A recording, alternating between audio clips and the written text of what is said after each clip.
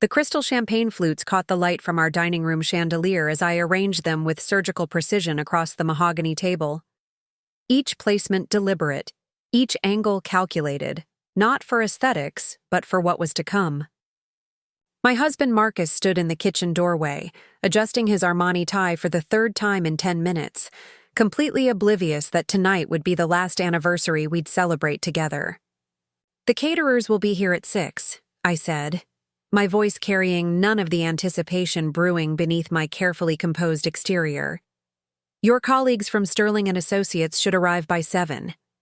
Before we jump back in, tell us where you're tuning in from, and if this story touches you, make sure you're subscribed, because tomorrow I've saved something extra special for you." Marcus nodded absently, scrolling through his phone with that secretive smile he'd developed over the past 8 months. The same smile that appeared whenever he received certain text messages, whenever he took those mysterious weekend business trips, whenever he thought I wasn't watching. But I had been watching. Oh, how I'd been watching. "Great, babe," he murmured, not looking up. "This is going to be perfect. Really perfect. Perfect." The word tasted bitter on my tongue as I remembered when I'd first heard him use it 8 months ago during a phone call I wasn't supposed to overhear. "She's perfect, Diane. Everything Victoria isn't. Young, vibrant, no baggage about her father's company or family expectations." That conversation had shattered something inside me, but it had also awakened something far more dangerous. I smoothed my black Valentino dress, a gift from my father for my last birthday. Marcus had complained about the expense then, not knowing that the dress cost less than what I spent on his morning coffee runs to that artisanal place downtown. The irony wasn't lost on me. My husband of 5 years, VP of operations at one of the city's most prestigious consulting firms, had no idea that his quiet, supportive wife was worth more than his entire department's annual salaries combined. "Still can't believe Sterling agreed to come," Marcus continued, finally pocketing his phone. "Getting FaceTime with the big boss outside the office. This could be my ticket to senior VP." I turned away to hide my smile. Marcus had been chasing that promotion for 2 years, completely unaware that every advancement, every opportunity, every strategic project assignment had been quietly orchestrated by someone much closer to home than he realized. Jonathan Sterling, daddy to me, the unreachable CEO to Marcus, had been watching his son-in-law's career with growing disappointment and my increasing recommendations for patience. "You've worked so hard for this," I said. The words technically true, even if the context was about to shift dramatically. 5 years of dedication to the company. 5 years. The same length as our marriage. I'd met Marcus at a charity gala shortly after graduating from Wharton, drawn to his ambition and apparent integrity. He'd seemed different from the usual trust fund crowd that orbited my father's circles. Grounded, hard-working, someone who wanted to build something rather than inherit it. What I hadn't realized was that his integrity had an expiration date, and his ambition would eventually turn predatory. Preparing and narrating this story took us a lot of time, so if you are enjoying it, like this video, it means a lot to us. Now back to the story.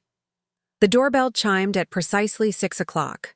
Our caterers, led by Marie from Delacroix Catering, entered with military efficiency. I'd used them for dozens of events, but tonight was special. Tonight, every detail had been chosen for maximum impact.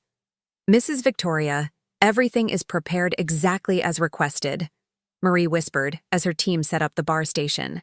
"The champagne, selection, the timing for the special announcement, the discreet recording equipment, all in place." I nodded, watching Marcus glad hand the early arrivals from his office. Junior associates and their spouses, all eager to impress, all completely unaware they were about to witness the unraveling of their colleagues' carefully constructed life. The irony was delicious. Marcus had invited them to witness his triumph, but they'd be documenting his destruction instead. "Victoria!" Sandra Chen from Marcus's marketing team approached with her husband David. This is absolutely stunning. You always throw the most elegant parties. Thank you, I replied, accepting her air kisses while mentally noting her genuine warmth. Sandra was one of the good ones at Sterling and Associates, someone who'd survived the house cleaning that was coming. Marcus insisted on celebrating with the people who matter most to him. As if summoned by his name, Marcus appeared at my elbow, his hand finding the small of my back in that possessive way that once made me feel cherished. Now it just felt like a performance. Can you believe it's been 5 years? He announced to the growing crowd. Feels like yesterday I was just a junior consultant trying to impress the most beautiful woman at the pediatric hospital charity auction. Laughter rippled through our guests. The story had become legend among our social circle. How Marcus had bid on a weekend at my family's Hamptons house, winning with what he'd claimed was his life savings, all to spend time with me. What none of them knew was that I'd orchestrated the entire thing, ensuring his bid would win, even covering the cost myself through a shell donation. I'd been so charmed by his effort, so convinced of his sincerity. Those were simpler times, I said, raising my glass of sparkling water. Before life got so complicated. Marcus squeezed my waist, missing the double meaning entirely. Not complicated, just more successful. We've both grown so much. Grown. Yes, that was one way to put it. He'd grown more confident, more entitled, more willing to take credit for successes that weren't entirely his own. Meanwhile, I'd grown more observant, more strategic, more aware of exactly how much power I'd been sitting on without using it. Victoria, you must be so proud, gushed Jennifer Walsh, one of the senior partner's wives. Marcus's rise through the company has been meteoric. Sterling must really see his potential. Oh, Mr. Sterling definitely sees Marcus's potential, I replied, the words carrying layers of meaning that would only become clear later. In fact, he's been quite vocal about Marcus's future with the company. The clock struck 7, and right on schedule, the guest of honor arrived. Jonathan Sterling, my father, entered our home with the quiet authority that had built an empire. Tall, silver-haired, immaculately dressed, he commanded attention without demanding it. The room fell silent as Marcus practically sprinted over to greet him. Mr. Sterling, sir, thank you so much for coming. Victoria and I are truly honored. Dad's eyes met mine over Marcus's shoulder, and I saw the barely concealed disdain he'd been hiding for months. Ever since our private conversation about Marcus's extracurricular activities, Dad had been waiting for this moment almost as eagerly as I had. Marcus, Dad replied with his trademark reserved smile. Wouldn't miss it. 5 years of marriage. Quite an achievement in today's world. We've been incredibly blessed, Marcus replied, his voice taking on that sycophantic tone he used with senior leadership. Great careers, wonderful friends, a beautiful home. Really, everything a man could want. Everything except fidelity, I thought, watching my husband perform for his boss. The beautiful home he'd mentioned was entirely funded by my trust fund, though he'd never asked about our financial arrangements. The wonderful friends included several who'd quietly informed me about his lunch dates with a certain paralegal from the corporate law floor. And those great careers, well, his was about to take a dramatic turn. Speaking of everything a man could want, Marcus continued, his voice gaining confidence from the alcohol and attention. I have an announcement that makes tonight even more special. My blood froze. This wasn't part of the script. Marcus hadn't mentioned any announcements beyond the usual anniversary toasts.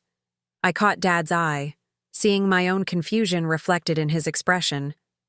Actually, Marcus said, his grin spreading. Whiter, she should be here any minute to help me share the news. She. The pronoun hit me like a physical blow. Surely he wouldn't. Surely even Marcus wouldn't have the audacity to. The doorbell rang. Marcus practically bounced toward the door, leaving me standing frozen among our guests. The room buzzed with curious energy, everyone sensing drama, but not understanding its nature. Dad moved closer to me, his presence both comforting and ominous. "Victoria," he murmured under his breath. "What's happening here?" I couldn't answer because I genuinely didn't know. My carefully laid plans for the evening hadn't accounted for Marcus taking the initiative. The sound of the front door opening echoed through our house, followed by Marcus's booming voice. "Everyone, I'd like you to meet someone very special." He returned to the living room with his arm around a petite blonde woman, probably 25, wearing a flowing blue dress that couldn't quite hide her obvious pregnancy. The room fell dead silent as reality crashed over our guests like a wave. This wasn't a colleague or a client or a surprise family member. This was Marcus's pregnant girlfriend. "This is Diane Richardson," Marcus announced, either oblivious to or ignoring the shocked faces around him. "And she's carrying my child." The champagne flute slipped from Sandra Chen's hand, shattering against our hardwood floor. The sound seemed to break the spell, and suddenly everyone was moving at once. Some toward the door, others pulling out phones, most just standing in stunned silence. "Marcus," I heard my own voice as if from a distance, remarkably steady despite the earthquake happening inside my chest. "What exactly are you doing?" He turned to me with a look of almost manic joy, as if he'd just announced winning the lottery, rather than destroying our marriage in front of his boss and colleagues. "I'm being honest, Victoria. For the first time in months, I'm being completely honest." He squeezed Diane's hand, and she looked up at him with adoring eyes that reminded me painfully of how I used to look at him. "Diane and I are in love. We're having a baby. And I can't pretend anymore that this marriage is working." The words hit me in slow motion. Not because I was surprised. I'd known about their affair for months. But because of the sheer audacity of the moment.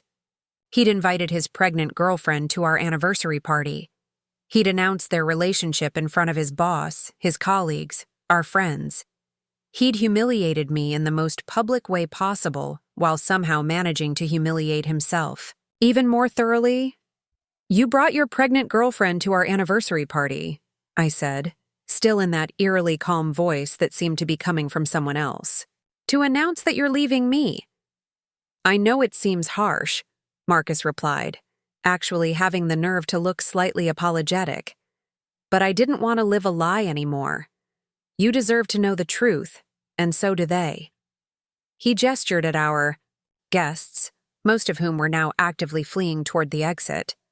I looked at Diane, really looked at her for the first time. She was beautiful in that fresh, uncomplicated way that men like Marcus found irresistible after years of marriage. But there was something else in her expression. Not just love, but triumph. She wasn't just pregnant with my husband's child. She was claiming victory in a competition I hadn't even known I was part of. "How far along are you?" I asked her directly, my curiosity genuine. 7 months, she replied, her voice softer than I'd expected. "We're having a boy." 7 months. I did the math quickly. Their affair had started almost immediately after Marcus began working on the Henderson account, the account I'd specifically recommended him for during one of my monthly check-ins with Dad. The account that required late nights, weekend work, and close collaboration with the legal team where Diane worked as a paralegal. "Congratulations," I said, and meant it. Not because I was happy for them, but because they'd just made my evening immeasurably easier. Dad stepped forward, his CEO persona fully engaged. "Marcus, I think we need to talk. Privately."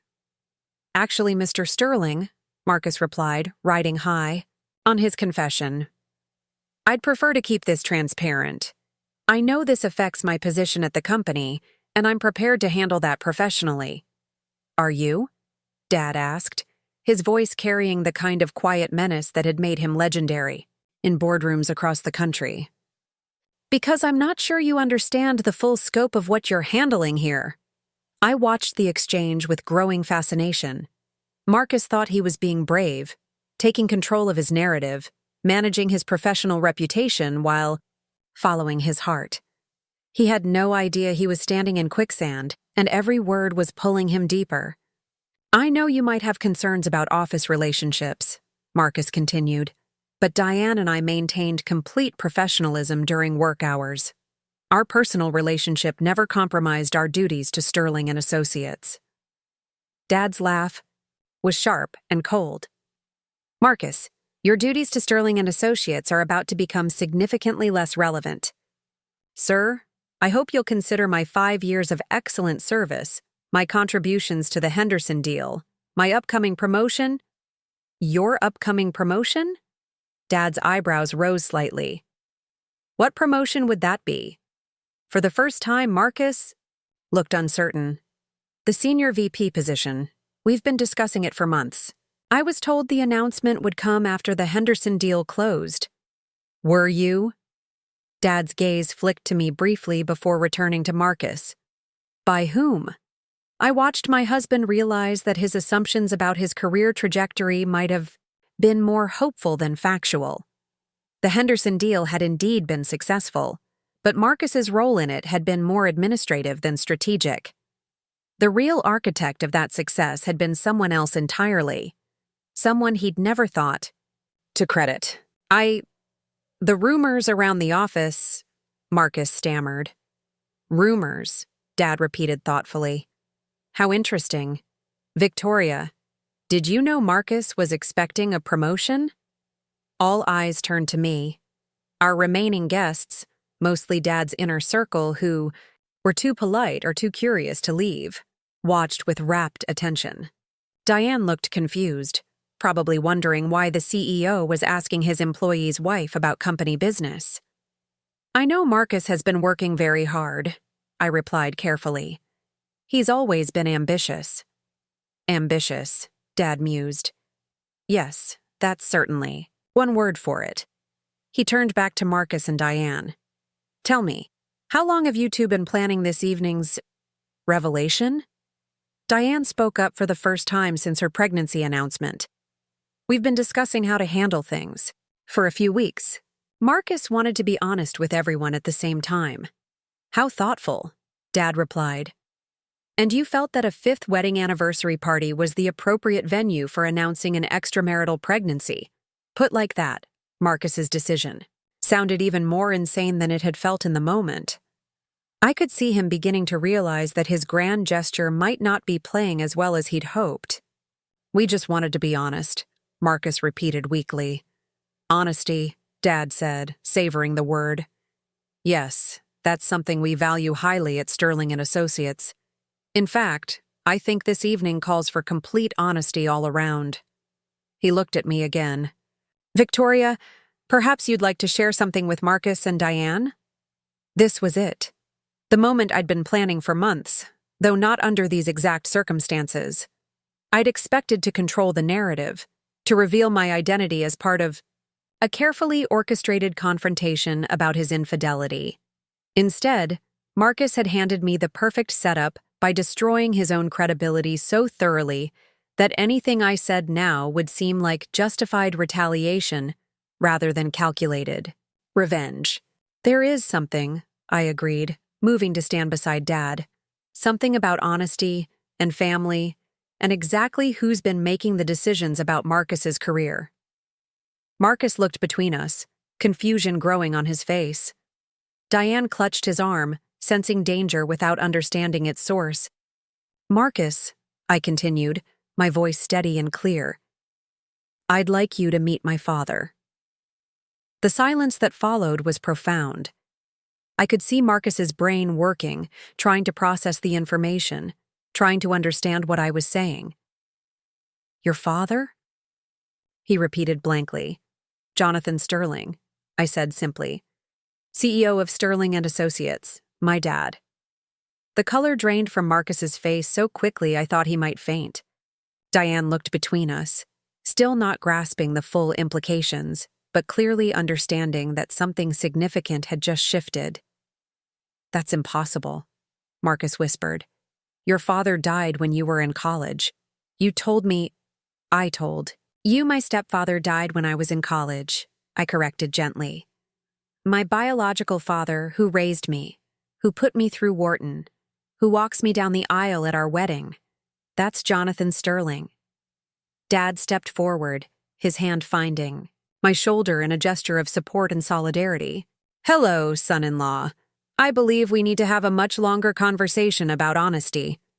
Marcus staggered backward, his face cycling through emotions too quickly to catalog. Shock, disbelief, horror, and finally a dawning understanding of just how completely he'd misjudged everything about his life for the past 5 years. You're Sterling's daughter, he said, the words coming out like a prayer or a curse. I'm Sterling's daughter, I confirmed. The daughter you just humiliated in front of her father's business associates. The daughter whose marriage you just ended by bringing your pregnant girlfriend to her anniversary party. Diane was looking between us now with growing alarm, finally grasping that her boyfriend hadn't just confessed to an affair. He'd declared war on one of the most powerful families in the city's business community. Victoria, Marcus started, then stopped, probably realizing that nothing he could say would improve his situation. The really interesting part, Dad interjected conversationally, is that every success you've had at Sterling and Associates, every project assignment, every client introduction, every career opportunity, has been at Victoria's recommendation. Marcus's legs actually gave out, and he sank into one of our dining room chairs. What? The Henderson account you're so proud of? Victoria suggested you for it. The Morrison deal that made your quarterly numbers? Victoria's idea. Even your initial hiring 5 years ago. Victoria saw your resume during her monthly review of potential candidates and thought you showed promise. I watched my husband absorb this information, seeing his entire professional identity crumble in real time. He'd built his self-worth on being a self-made success, on earning his achievements through hard work and talent. Learning that his wife had been secretly orchestrating his career was devastating enough. Learning it moments after he'd betrayed her so publicly was career suicide. So you see, I continued, my voice gentle despite the bombshell I was dropping, when you talk about everything you've built, everything you've achieved, everything you think you deserve, you're really talking about gifts. Gifts from someone who loved you enough to help you succeed, even when she knew you were betraying her. The room was silent except for the sound of Marcus's labored breathing. Our few remaining guests stood frozen, witnessing the complete destruction of a man who'd thought he was in control of his own narrative. The question now, Dad said, his CEO voice cutting through the tension, is what happens next? I looked at Marcus, slumped in his chair with his pregnant girlfriend standing awkwardly beside him, and felt something unexpected. Not anger, not satisfaction, but a strange kind of peace. The careful facade I'd maintained for months was finally cracking, but underneath wasn't the broken wife everyone expected to find. Underneath was someone who'd been underestimated for far too long. What happens next, I said, straightening my shoulders and meeting my father's approving gaze, is that we discuss the future of Sterling and Associates, and Marcus's place in it. The grandfather clock in our foyer chimed 8 times, each note echoing through the sudden vacuum of silence that had descended upon our anniversary party. What had been a room full of animated conversation and clinking glasses now felt like a mausoleum, with Marcus as the central exhibit of how spectacularly a life could implode in a single evening. Perhaps, Dad said with the measured tone that had struck fear into corporate boardrooms for 3 decades, we should move this conversation somewhere more private. I gestured toward my study, the one room in the house that Marcus had never bothered to explore thoroughly. It was fitting, really. The space where I'd spent countless hours managing the very career he thought he'd built independently was about to become the setting for its destruction. Diane, I said, turning to the young woman who still clutched Marcus's arm like a lifeline. There's a comfortable sitting area in the kitchen if you'd prefer to wait there. Marie can get you some sparkling water or tea. She looked to Marcus uncertainly, but he was still staring at me with the expression of a man watching his entire worldview collapse in real time. The confident, charismatic husband who'd announced his affair 20 minutes ago had been replaced by someone hollow-eyed and shaking. "I think I should stay," Diane said quietly, though her voice wavered. "This affects our baby too." Dad's expression didn't change, but I caught the slight tightening around his eyes that meant his patience was wearing thin. "Ms. Richardson, I appreciate your concern for your child's future. However, what we're about to discuss involves confidential business matters that would be inappropriate for a non-employee to hear." The dismissal was polite but absolute. Diane looked to Marcus again, but he was beyond providing guidance to anyone. Sandra Chen, bless her heart, appeared at Diane's elbow, with the kind of gentle professionalism that had made her invaluable at Sterling and Associates. "Come on, honey," Sandra murmured. "Let's get you something to drink and somewhere to sit down. You look pale." As they left, I noticed that most of our other guests had found excuses to depart, leaving behind half-eaten canapés and full glasses of champagne. Only Dad's inner circle remained: his longtime secretary, Margaret Hartwell, his chief of staff, Richard Nguyen, and surprisingly, Detective James Crawford, an old family friend who happened to be married to one of Dad's board members. "Interesting. Guest list for an anniversary party," I commented, raising an eyebrow at Dad. "I believe in being prepared," he replied smoothly. "Shall we?" We moved into my study, Marcus trailing behind us like a condemned man walking to his execution. The room that had been my sanctuary for years suddenly felt oppressive with all of us crowded inside. I took my usual seat behind the mahogany desk, a gift from Dad when I'd graduated from Wharton, while he settled into the leather armchair beside it. Our positioning wasn't accidental. We looked like what we were, a united front of sterling family power. Marcus remained standing, probably because his legs wouldn't support him reliably at this point. Richard closed the door behind us with a soft click that sounded unnaturally loud in the tense atmosphere. "Before we begin," Dad said, pulling out his phone, "I want to make sure we're all operating with complete information."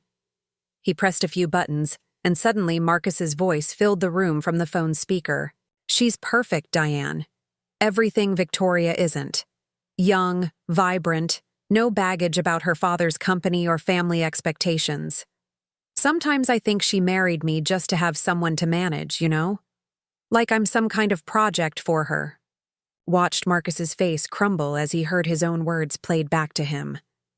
This was from the phone call I'd overheard 8 months ago, but clearly Dad's resources had captured it as well. The conversation continued, each word more damning than the last. "The best part is, she has no idea how much I've been earning on the side. Those consulting fees for the Morrison project, the Henderson bonus. I've been moving money into accounts she doesn't know about. By the time I'm ready to leave, I'll have enough to start over completely." Dad stopped the recording. The silence that followed was deafening. "Financial fraud," Richard noted clinically, making notes on his ever-present legal pad. "Breach of fiduciary duty. Violation of employment contract regarding outside compensation." "That's not—" "I can explain," Marcus started, but Dad held up a hand. "We're not finished," he said, pressing play again. This time it was a different conversation, more recent based on the background noise I could hear. "Once the baby comes, Victoria won't have any choice but to agree to a generous divorce settlement. She's too proud to air our dirty laundry in court, and too wealthy to fight over money. I'll get half of everything, plus child support, plus... I keep my job because Sterling would never fire someone going through a messy divorce. It's the perfect plan."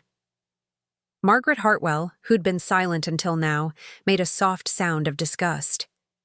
As someone who'd worked for Dad for 25 years and watched me grow up, she probably felt personally offended by Marcus's calculations. "The perfect plan," I repeated softly. "Tell me, Marcus, what part of bringing your pregnant girlfriend to our anniversary party was part of this perfect plan?" He opened his mouth, then closed it, apparently realizing that anything he said would only make things worse. The answer, Dad continued, is that there was no plan. Marcus got overconfident, thought he was untouchable, and decided to accelerate his timeline for maximum dramatic impact. He leaned forward slightly. What he didn't account for was that Victoria has been documenting his activities for months. I opened the desk drawer and pulled out a thick folder, placing it on the desk. Between us. Bank records showing the unauthorized consulting fees. Email exchanges with Henderson Industries that violate your non-compete clause. Expense reports claiming personal meals as business dinners. Time logs showing you've been billing Sterling and associates for hours spent on outside projects. Marcus stared at the folder as if it might explode. You've been spying on me. I've been protecting the company, I corrected. And myself. When I realized you were having an affair, I needed to understand the full scope of what I was dealing with. The financial irregularities were just a bonus discovery. Detective Crawford, who'd been quietly observing from the corner, stepped forward. Mrs. Sterling Morrison, if you're alleging financial crimes, we should discuss the proper channels for— We're not there yet, Dad interrupted smoothly. First, Marcus needs to understand his options. Options? Marcus's voice cracked slightly. You have 3 choices, Dad said, his tone suddenly businesslike. Option 1. We pursue criminal charges for embezzlement, fraud, and breach of contract. You go to prison, lose your professional license, and Diane raises your child as a single mother while you're incarcerated. Marcus went white as a sheet. Option 2. You resign immediately, forfeit all stolen funds and bonuses, submit to a full audit of your activities, and sign a comprehensive non-disclosure agreement. You leave quietly, we don't press charges, but you're blacklisted from the industry permanently. And option 3? Marcus whispered. Dad smiled, but it was the cold expression that had made him legendary in hostile takeover negotiations. There is no option 3. Those are your choices. The room fell silent except for the sound of Marcus's ragged breathing. I watched him process the complete destruction of everything he thought he'd built, everything he thought he deserved.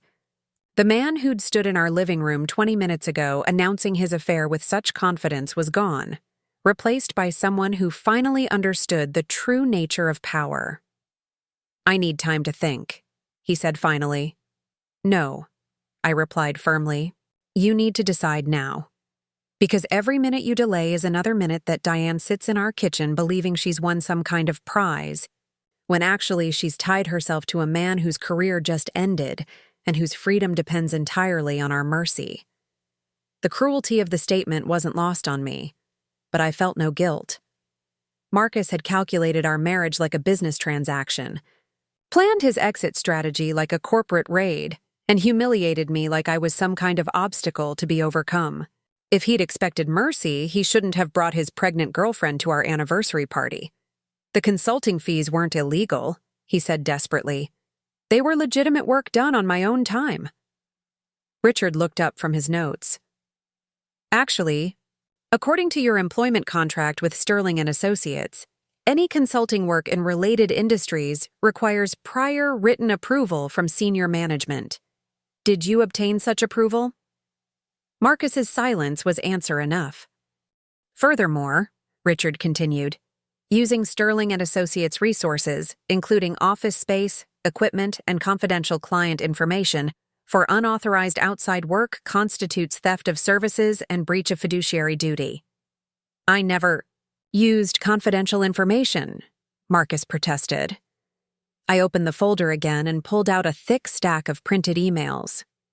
These are communications between you and Henderson Industries that reference internal Sterling and Associates strategies, client lists and pricing structures, all sent from your company email account using company time, discussing information that Henderson then used to negotiate better terms with us.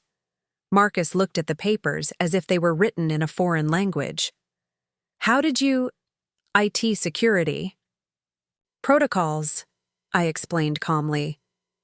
Every email, every file access, every phone call made from company property is logged and monitored. Did you really think a firm that handles corporate espionage cases for Fortune 500 companies wouldn't have comprehensive surveillance of its own employees? The final piece of his confidence cracked. Marcus sank into the remaining chair. Finally, understanding that his perfect plan had been visible to us from the beginning. Victoria, he said, and for the first time his voice carried genuine emotion rather than calculation. I loved you. I still love you.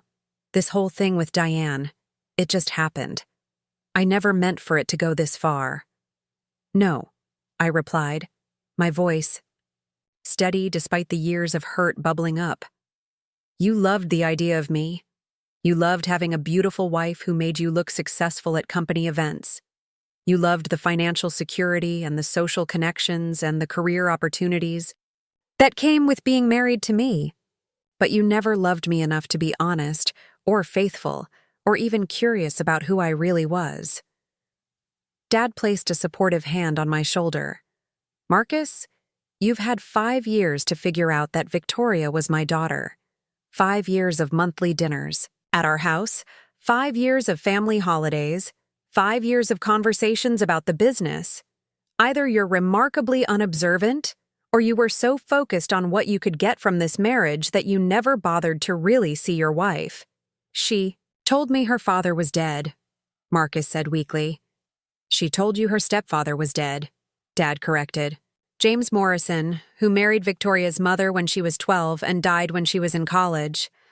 Victoria never lied to you. You just never asked the right questions. I thought about all the conversations we'd had over the years, all the times Marcus had complained about his boss without realizing he was talking to the boss's daughter. All the company gossip he'd shared, all the strategic information he'd casually mentioned, all the times he'd criticized Dad's leadership decisions while I sat there taking mental notes. The promotion you were expecting, I said quietly, was never going to happen.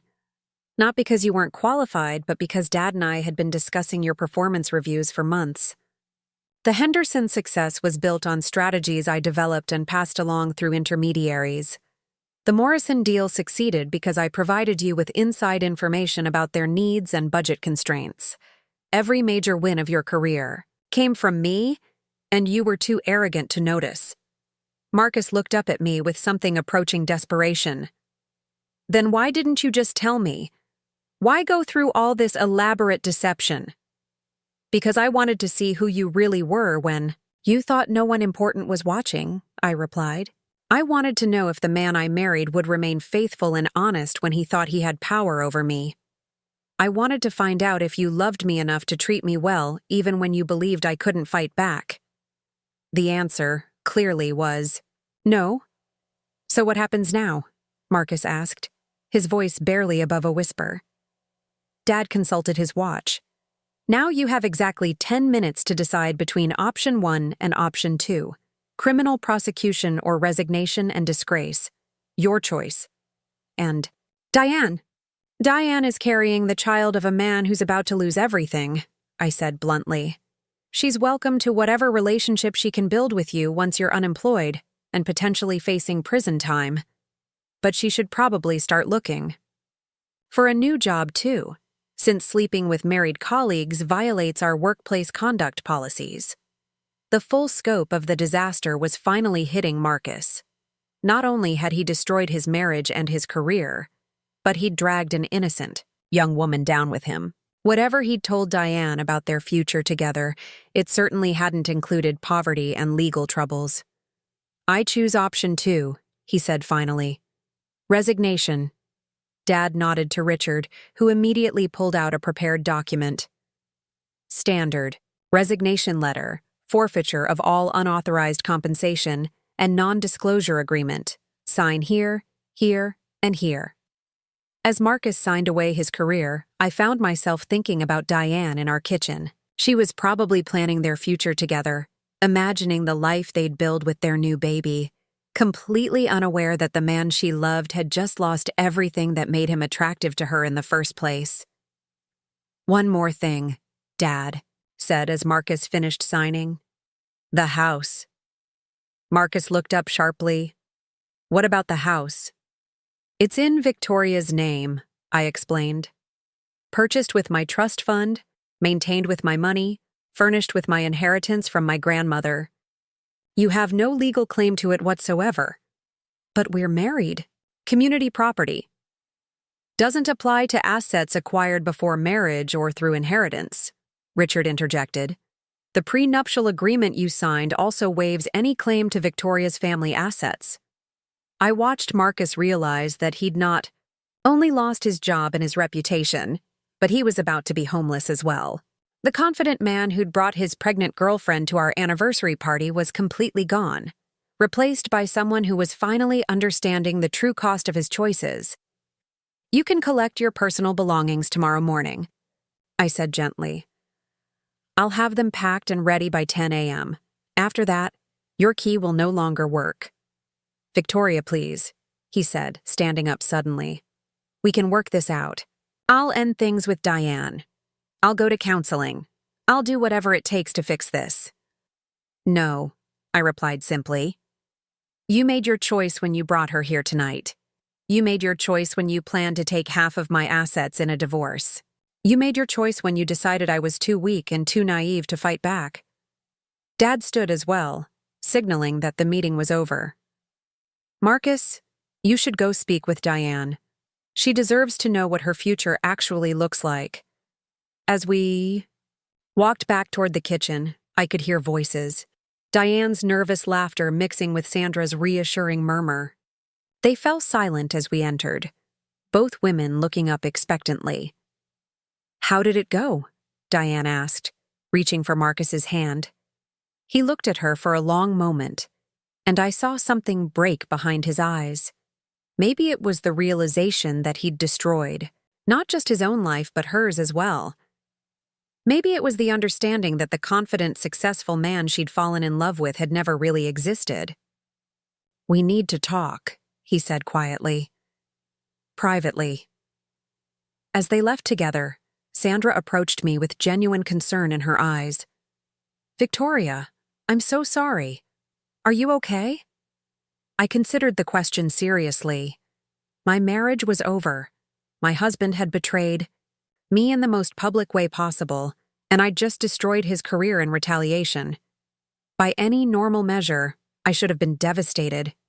Instead, I felt something I hadn't experienced in months. Relief. You know what, Sandra? I said, surprising myself with the lightness in my voice. I think I'm going to be just fine. Dad overhead and smiled, the first genuine smile I'd seen from him all evening. I think you're right.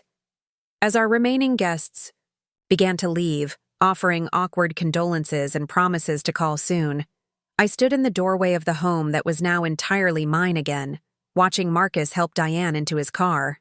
Tomorrow he'd be unemployed, homeless, and facing the reality of supporting a child with no career prospects. Tonight, he was still trying to figure out how to explain to his pregnant girlfriend that the future he'd promised her had just evaporated. I closed the door and turned to Dad, who was helping Marie's catering team clean up the remnants of what was supposed to be a celebration. What happens at the office tomorrow? I asked. Emergency board meeting at 8 a.m., he replied. We'll need to restructure the Henderson account management, reassign Marcus's client portfolio, and probably have some difficult conversations with our legal department about employment screening procedures. I nodded, already thinking through the implications. And Diane? Will be terminated for cause. Workplace relationships are one thing, but this level of financial irregularity requires a complete audit of everyone involved. As I helped clear away the champagne glasses that would never be used for toasting our 6th anniversary, I realized that everything I'd lost tonight, my marriage, my illusions about Marcus, my carefully maintained facade, had been replaced by something more valuable. I'd gained back myself. The real Victoria Sterling, not the quiet, supportive wife who'd been hiding behind someone else's expectations for 5 years. And tomorrow, for the first time in my adult life, I was going to find out exactly what that woman was capable of achieving. Dawn broke over Manhattan with unforgiving clarity, streaming through the floor-to-ceiling windows of my bedroom and illuminating the empty space where Marcus's belongings had been just 12 hours ago. I'd spent the night methodically packing his clothes, personal items, and the few possessions that were genuinely his rather than purchased with my money. 3 suitcases and 2 boxes. That was the sum total of a 5-year marriage to a man who thought he'd been the provider. My phone had been buzzing since 6 a.m. with calls from friends, business associates, and reporters who'd somehow gotten wind of last night's drama. The Sterling name carried weight in this city, and a public marriage implosion involving the CEO's daughter was exactly the kind of story that fed the gossip mills for weeks. I'd ignored them all, focusing instead on the more immediate task of damage control. The coffee maker gurgled to life as I reviewed the morning's priorities. First, the board meeting Dad had called for 8 a.m. Second, overseeing Marcus's removal from the premises. Third, beginning the process of untangling 5 years of shared financial arrangements that were far more complicated than he'd realized. And somewhere in between, figuring out how to navigate the public relations nightmare that was about to explode across the business section of every major newspaper. A soft knock on the front door interrupted my planning. Through the peephole, I could see Sandra Chen holding a bag from our favorite coffee shop, her expression mixing concern with professional curiosity. I'd always liked Sandra. She was one of the few people at Sterling & Associates who treated everyone with equal respect, regardless of their position in the hierarchy. "I brought reinforcements," she said when I opened the door, holding up the coffee bag. "Figured you might need caffeine and a friendly face this morning." "You're a lifesaver," I replied, stepping aside to let her in. "Though you might want to be careful about being seen as too supportive. Corporate politics being what they are." Sandra waved dismissively. "Let them talk. What happened last night was—" She paused, searching for words. "I've never seen anything like it. The sheer audacity of bringing her to your anniversary party. How are you holding up?" I considered the question while she unpacked pastries and premium coffee. How was I holding up? The honest answer was more complicated than I'd expected. There was grief, certainly. 5 years of marriage didn't end without emotional consequences, even when the marriage had been built on deception. But there was also something else, something that felt suspiciously like liberation. "I think I'm angrier about the wasted time than anything else," I said finally.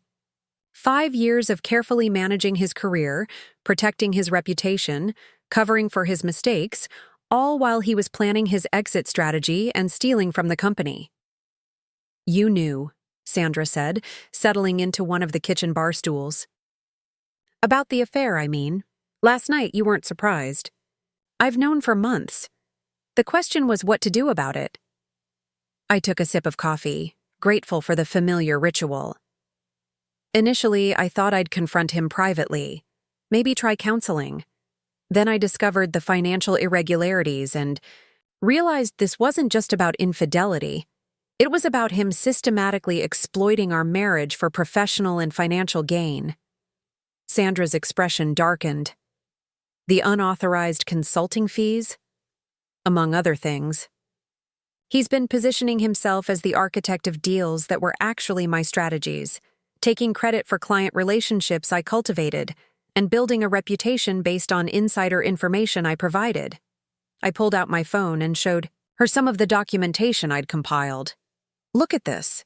The Henderson contract that made him Employee of the Quarter? I wrote the initial proposal." "Jesus," Sandra breathed, scrolling through the evidence. "Victoria, this is systematic fraud. Why didn't you expose him sooner?" "Because I wanted to understand the full scope of what I was dealing with. And because—" I hesitated, not sure how to articulate the more personal motivations. "Because I needed to know if the man I married was worth saving, or if he'd become someone I didn't recognize." "And the verdict?" Last night answered that question pretty definitively. We were interrupted by the sound of a car pulling into the driveway. Through the window, I could see Marcus's BMW, purchased with bonuses from deals he'd claimed as his own work, followed by a small moving truck. He was actually bringing professional movers to collect his belongings, as if he was relocating from a corporate apartment rather than fleeing the scene of his personal and professional destruction. "He's early," Sandra observed. "Probably couldn't sleep," I replied, checking my watch. It was only 9:30, but I'd told him his things would be ready by 10. The boxes and suitcases were stacked neatly by the front door, along with an itemized list of what was his versus what belonged to the house. The doorbell rang with the kind of tentative chime that suggested Marcus was as uncomfortable with this process as I was. When I opened the door, he looked like he'd aged 5 years overnight. His usual confident posture was gone, replaced by the hunched shoulders of someone who'd realized they were completely out of options. "Victoria," he said quietly. "Thank you for doing this quickly. I know it can't be easy." Behind him, 2 movers waited with a dolly, professional enough not to show curiosity about the circumstances, but clearly aware they were walking into some kind of domestic situation. "Your things are right here," I said, gesturing to the neatly organized collection. "I've included a list of what's yours versus what stays with the house. If you think I've made any errors, we can discuss them through lawyers." Marcus picked up the list, scanning it with growing dismay. I'd been thorough. Clothes, personal electronics, books that had been gifts to him specifically, a few pieces of furniture he'd owned before our marriage. Everything else, from the high-end kitchen appliances to the artwork on the walls, stayed put. "The golf clubs?" he asked. "Wedding gift from my father to both of us. They stay." "The wine collection?" "Purchased with my money, stored in my house, stays." "Victoria, be reasonable. We built this life together." "No," I interrupted, my voice sharper than I'd intended. "I built this life. You lived in it. There's a difference." Sandra, who'd been quietly observing from the kitchen doorway, stepped forward. "Marcus, maybe you should just focus on getting your things loaded. This doesn't have to be more difficult than it already is." He looked at her with something approaching desperation. "Sandra, you were there last night. You saw how they ambushed me. I made mistakes, yes, but this is vindictive." "What I saw," Sandra replied coolly, "was a man bring his pregnant girlfriend to his wedding anniversary party and then discover that actions have consequences." The movers, clearly uncomfortable with the tension, began loading boxes with professional efficiency.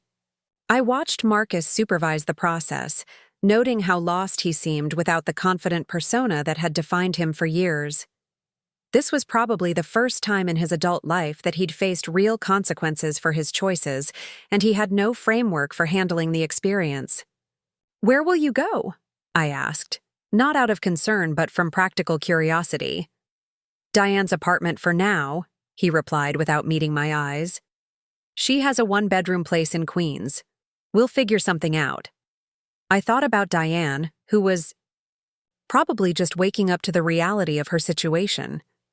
Her affair with a successful executive had turned overnight into cohabiting with an unemployed man facing potential criminal charges.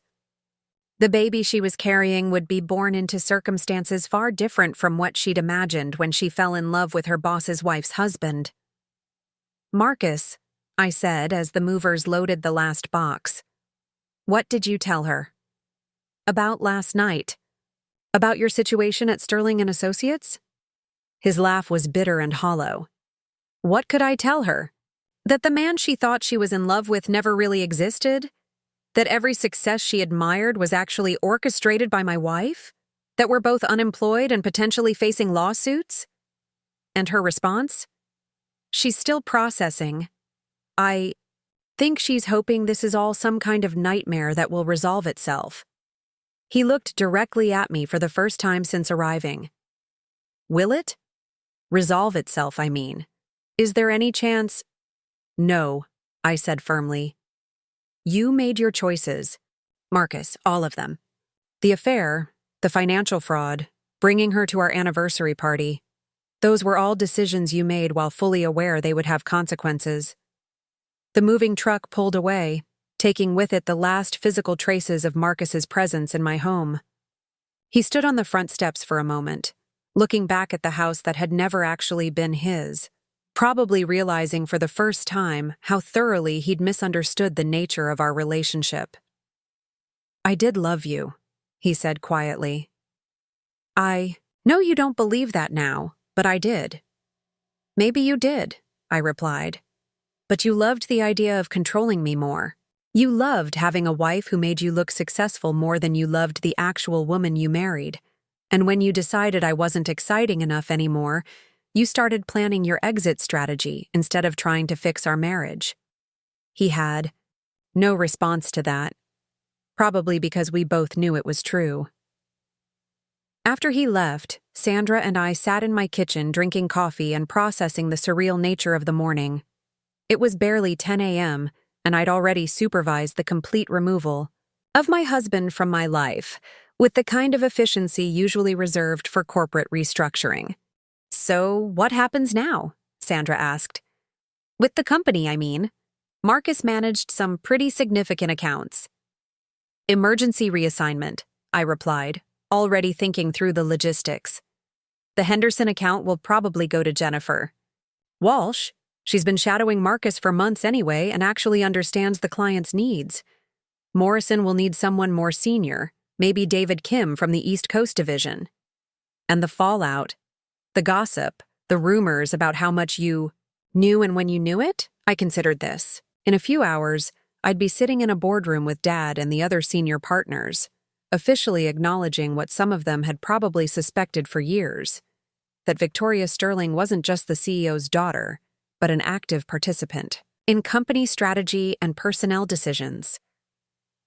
"The truth is probably better than whatever rumors are circulating," I said finally.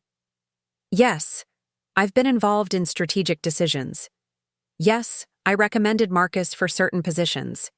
Yes, I've been aware of his performance issues and his unauthorized activities. The board can decide whether they're comfortable with that level of family involvement or if they want me to step back."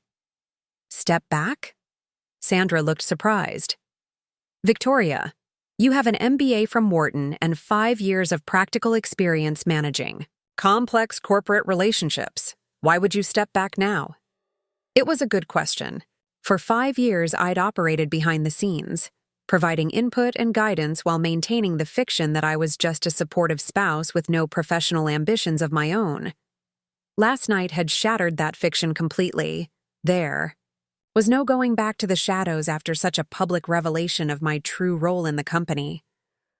"Maybe it's time to step forward instead," I said, the idea forming as I spoke. "Stop hiding behind other people's assumptions and actually take a formal role in the business." Sandra grinned. "Now, that would be interesting. The gossip mill would have a field day. CEO's daughter takes over the company, starts with firing her own husband." My phone buzzed with a text from Dad. "Board meeting moved to 9 a.m. Press showing up at the office.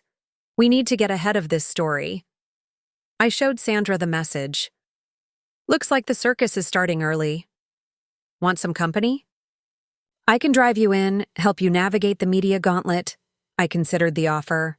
Sandra's presence would send a message that I had allies within the company, that Marcus's downfall wasn't the result of a vindictive wife's personal vendetta, but a legitimate business decision supported by other employees. That would be helpful, actually. "But are you sure you want to be associated with this drama? Your own career to think about." "Victoria, I've been watching Marcus take credit for other people's work for years. If his downfall means the company actually starts recognizing talent based on merit instead of politics, then I'm all for it." We finished our coffee and prepared to face what promised to be one of the most challenging days in Sterling and Associates history. As I gathered my documentation and prepared for the inevitable questions about my role in the company, I realized that last night hadn't just ended my marriage, it had forced me to confront who I really was versus who I'd been pretending to be. The quiet, supportive wife who deferred to her husband's expertise was gone. The woman getting ready to walk into that boardroom was someone entirely different. Victoria Sterling, MBA, strategic advisor, and apparently the person who'd been quietly running significant portions of her family's business for years. The drive into Manhattan was surreal. Sandra navigated through increasingly heavy traffic, while I fielded calls from lawyers, accountants, and PR specialists who'd been activated by Dad's crisis management protocols. The Sterling family had weathered scandals before. You don't build a business empire without making enemies and occasionally making mistakes. But this was personal in a way that made it more complicated. Channel 7 has a news truck outside the building, Sandra reported, checking her phone for updates from colleagues who'd arrived earlier. And the Times business section is running something about family dynamics in corporate governance that sounds like they have inside information. I wasn't surprised. New York's business community was notoriously incestuous, and last night's anniversary party had included enough industry insiders to ensure that multiple versions of the story would be circulating by morning. The key was getting ahead of the narrative before it spiraled into something that damaged the company's reputation beyond repair. "Do we have a strategy for handling the press?" I asked. "Dad's team is preparing a statement about personnel changes and restructuring," I said, scrolling through the emails that had accumulated overnight. Standard corporate speak that acknowledges something happened without providing details. And if they ask specifically about you, about your role in Marcus's hiring and firing? That was the million-dollar question.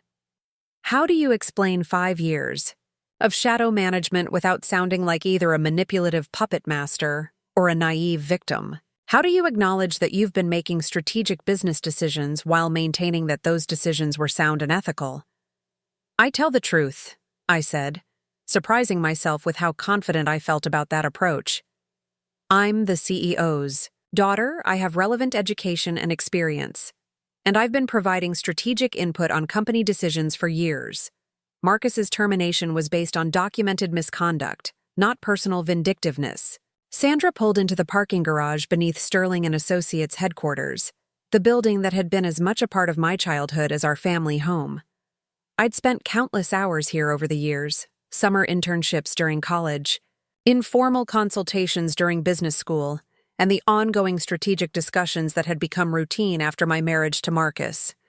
"Ready?" Sandra asked as we approached the elevator that would take us to the executive floor.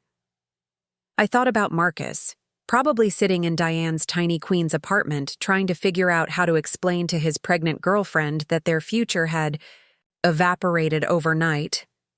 I thought about the board members waiting upstairs, some of whom had watched me grow up and were now going to have to decide whether they could trust me in a formal business capacity. I thought about the reporters outside, hungry for a story about family drama and corporate intrigue. "You know what?" I said as the elevator doors opened. "I think I am." For the first time in 5 years, I was about to walk into Sterling and Associates as myself, not as Marcus Morrison's wife, not as the CEO's daughter playing a supporting role, but as Victoria Sterling, strategic advisor and soon-to-be key player in her family's business empire. The elevator climbed toward the executive floor, carrying me toward a conversation that would determine not just how the company handled the current crisis, but who I would become in its aftermath. Last night had ended my marriage and destroyed the carefully constructed life I'd built around someone else's expectations. This morning, I was about to find out what I could build around my own. The executive floor of Sterling and Associates buzzed, with an energy I'd never experienced before. The particular tension that comes when a company's leadership is forced to confront an internal crisis that threatens to become very public, very quickly. As Sandra and I stepped off the elevator, I could see clusters of senior staff huddled in urgent conversations, their voices dropping to whispers when they noticed my arrival. Margaret Hartwell materialized at my elbow with the efficiency that had made her indispensable to Dad for over 2 decades. "Victoria, your father is already in conference room A with the senior partners. The press statement is ready for review, and legal has prepared a comprehensive brief on the Morrison situation." "Any Word from the PR team about media management? I asked, noting how naturally I'd slipped into crisis management mode. 3 interview requests so far: Financial Times, Wall Street Journal, and that awful gossip blogger who covers Manhattan society scandals. We're declining all interviews until after the board meeting. Sandra excused herself to handle her own morning responsibilities, squeezing my arm supportively before disappearing toward the marketing department. As I walked through the hallways that had been familiar territory for years, I realized that everything felt different now. The administrative assistants who'd always greeted me politely as Mr. Sterling's daughter were now looking at me with the kind of speculative interest reserved for actual power players. Conference Room A, the same room where Dad held his most sensitive strategic meetings, contained 8 of Sterling & Associates' most senior leaders. I'd met all of them over the years at various family events and company functions, but this was the first time I'd entered their professional space as something other than a decorative family member. "Gentlemen," Dad said as I entered, "you all know my daughter Victoria. What you may not know is that she's been serving as an unofficial strategic advisor for the past 5 years, with particular expertise in client relationship management and personnel assessment." The silence that followed was loaded with implication. Robert Chen, Sandra's father-in-law and the head of our international division, was the first to speak. "Jonathan, with all due respect, are you telling us that your daughter has been involved in executive decision-making without formal authorization from this board?" "I'm telling you," Dad replied calmly, "that Victoria has been providing strategic input that has contributed to some of our most successful client acquisitions and project implementations. Her recommendations have consistently proven sound, and her judgment has been validated by results." David Walsh, our head of corporate litigation, leaned forward with the expression he usually reserved for hostile depositions. "And her husband's hiring? His promotion track? His access to sensitive client information? Was that also based on her strategic input?" The question hung in the air like a challenge. I could feel 8 pairs of eyes evaluating me, trying to determine whether I was a legitimate business advisor or simply a nepotistic liability who'd been manipulating company decisions from behind the scenes. "Marcus Morrison was hired based on his qualifications and interview performance," I said, my voice steady despite the gravity of the moment. "His subsequent assignments were based on his demonstrated capabilities and project needs. What he chose to do with those opportunities, including violating his employment contract and engaging in financial misconduct, was his decision alone." "But you recommended him for the Henderson account," pressed Michael Torres from our West Coast office, "an account that required significant trust and access to proprietary strategies." "I recommended him because he had the technical skills and client relationship experience the project required," I replied. "What I didn't anticipate was that he would use that access to establish unauthorized consulting relationships and violate his non-compete agreement." Richard Nguyen, who'd been quietly taking notes during the exchange, looked up from his legal pad. "Victoria, the documentation you provided last night suggests you've been monitoring Marcus's activities for several months. When did you first become aware of the irregularities?" This was the critical question, the one that would determine whether the board saw me as a diligent corporate watchdog or a vindictive wife who'd used company resources for personal surveillance. "I became suspicious of financial irregularities approximately 4 months ago when I noticed discrepancies between Marcus's reported travel expenses and our household budget. The affair I discovered through more conventional means changed. Behavior patterns, unexplained absences, the usual indicators. And your response was to conduct surveillance rather than report your concerns through proper channels?" David Walsh's tone suggested he already knew how problematic that approach could be from a legal standpoint. "My response was to gather sufficient evidence to determine whether we were dealing with isolated incidents or systematic misconduct," I corrected. Given that Marcus was my husband, and any accusations from me would be viewed as potentially motivated by personal grievances, I felt it was important to build an ironclad case before bringing my concerns to senior management. Dad stepped in, smoothly. Which brings us to the current situation. We have documented evidence of financial fraud, breach of contract, and violation of company policies. We also have a very public personal scandal that's already attracting media attention. The question is how we respond. Margaret Hartwell appeared at the conference room door with a tablet displaying real-time news feeds. The Morrison story is trending on business Twitter, she reported grimly. Someone from last night's party talked to a reporter. The headline is Sterling and Associates executive fired after bringing pregnant mistress to anniversary party. The room fell silent as the implications sank in. This wasn't going to be a quiet personnel matter handled through internal channels. It was going to be a public relations nightmare that could affect client relationships, employee morale, and the company's reputation for professional discretion. Show. Me, Dad said, and Margaret placed the tablet on the conference table where everyone could see the growing social media storm. The story was already morphing beyond the basic facts. Industry gossip accounts were speculating about nepotism and family drama at prestigious consulting firm. Competitors were probably already reaching out to our clients with subtle suggestions that Sterling and Associates might be too distracted by internal problems to provide reliable service. This is exactly what we were trying to avoid, Robert Chen said grimly. The moment family dynamics start affecting business operations, we lose credibility with clients who expect professional objectivity. The family dynamics didn't affect business operations, I replied sharply. Marcus's misconduct affected business operations. His decision to bring his girlfriend to our anniversary party affected business operations. My family relationship to the CEO is irrelevant to the underlying issues. Is it? Michael Torres challenged.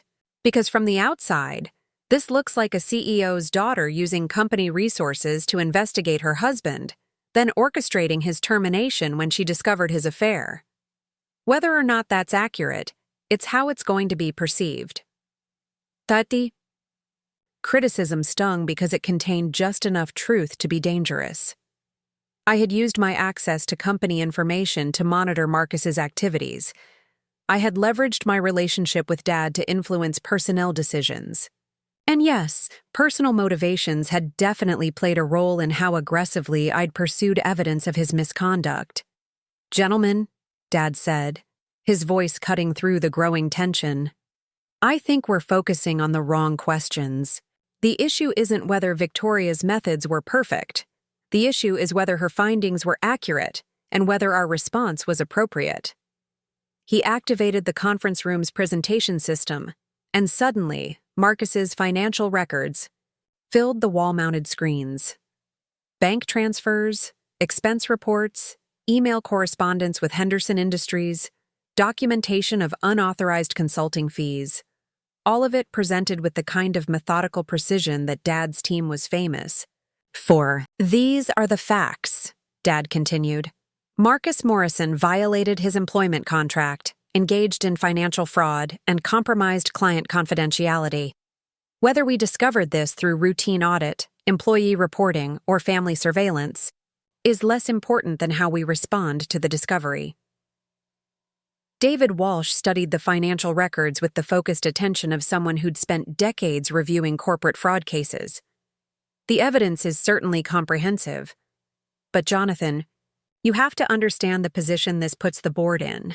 If we're seen as rubber-stamping personnel decisions made by your daughter based on personal grievances, then maybe it's time to formalize Victoria's role, Dad interrupted smoothly. Remove any appearance of impropriety by acknowledging what's already been happening for years. The suggestion hit the room like a bombshell. 8 senior executives suddenly realized they weren't just being briefed on a personnel crisis. They were being asked to approve a fundamental change in the company's leadership structure. You're suggesting we offer Victoria an official position? Robert Chen asked carefully. I'm suggesting we acknowledge reality, Dad replied. Victoria has been providing strategic input for 5 years. Her recommendations have contributed to successful client acquisitions worth over $50 million in annual revenue. Her personnel assessments have been consistently accurate. The only thing that's changed is that her role is no longer unofficial. Michael Torres looked directly at me. Victoria, what exactly are you proposing? A consulting role? A position in strategic planning? A seat on the board? I'd been preparing for this question since last night, but actually articulating. My answer felt like stepping off a cliff. I'm proposing that I join the company as Director of Strategic Development, with responsibility for client relationship management, personnel assessment, and business development initiatives. The silence that followed was deafening. I could see the mental calculations happening around the table, evaluating my qualifications, considering the potential fallout, weighing the benefits of formalizing an arrangement that had already been functioning effectively. And your qualifications for such a position would be? David Walsh asked in the tone he probably used with hostile witnesses. MBA from Wharton with concentrations in strategic management and organizational behavior. 5 years of practical experience, analyzing client needs, developing project strategies, and assessing personnel capabilities. A track record of successful recommendations that have generated significant revenue for the firm. I paused, letting that sink in. Plus, intimate knowledge of how this company actually operates, which clients are most valuable, and which employees are most effective. It's unorthodox, admitted Richard Nguyen, but not unprecedented. Family members joining established firms is common in our industry, and Victoria's educational background is certainly relevant. The optics are terrible, countered Michael Torres.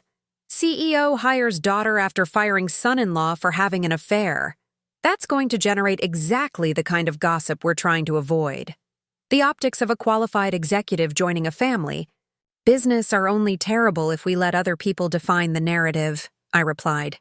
If we're proactive about explaining my background and my role, if we demonstrate value through results, the gossip becomes irrelevant. Margaret appeared at the door again, this time with a more urgent expression.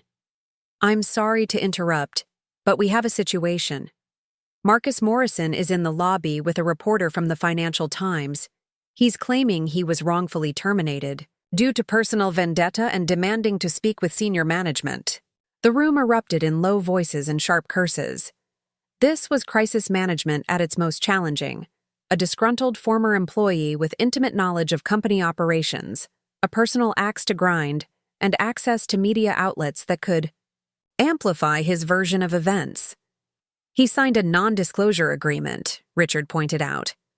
Which will be cold comfort if he's already talking to reporters, David Walsh replied grimly. We need to get ahead of this immediately.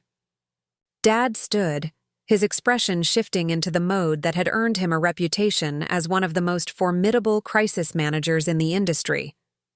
Victoria, you know Marcus better than anyone. What's his likely strategy here?